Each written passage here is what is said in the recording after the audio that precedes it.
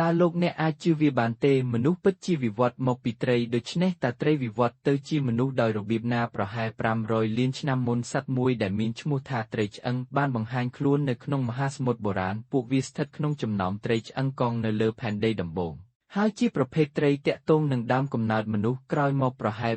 350លានឆ្នាំមុនមហាសមុទ្របុរាណបានទទួលរងការខូចខាតយ៉ាងធ្ងន់ធ្ងរដែលបណ្ដាលឲ្យមានការថយចុះយ៉ាងខ្លាំងនៃអុកស៊ីសែននៅក្នុងមហាសមុទ្រត្រីកន្ទុយក្រពើដើម្បីទទួលបានអុកស៊ីសែនកាន់តែច្រើនបានចាប់ផ្ដើមចាក់ចេញពីសមុទ្រហើយវាទៅរស់នៅលើដី